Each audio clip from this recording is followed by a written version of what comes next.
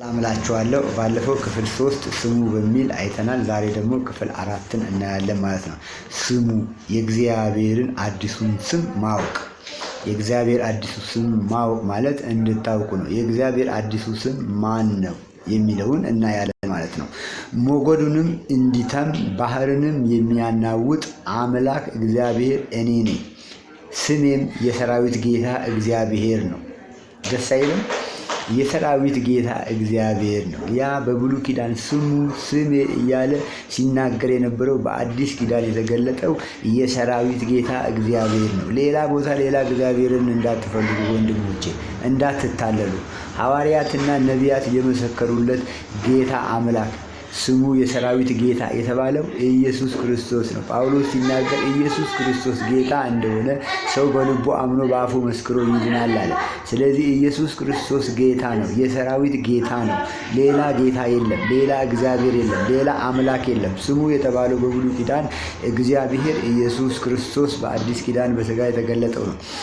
ኢሳይያስ 51 ቁጥር 15 የሰራዊት ጌታ የሆነው እግዚአብሔር የተባለው ኢየሱስ ነው አይደለም የሚል ሁለት ጌታ እግዚአብሔሮች ናቸው የሚል ሰው ካለ ማስረጃውን ያቅርብ። አንዱ ከሌ ሌላኛው ከሌ ይበልና ለስሙ ያሳያል።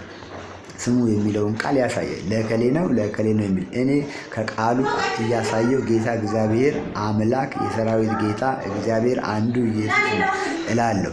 ራእይ ምዕራፍ 1 ቁጥር 8፣ ይሁዳ ምዕራፍ 1 ቁጥር 25፣ ሮሜ ምዕራፍ 10 ቁጥር 8 10። ሌላ ጌታ አምላክ የለም። ሌላ ስሙ የተባለው ከኢየሱስ ውጭ የእግዚአብሔር አዳኝ ስም የለም።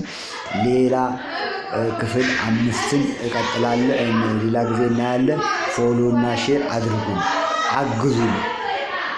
አግዙኝ።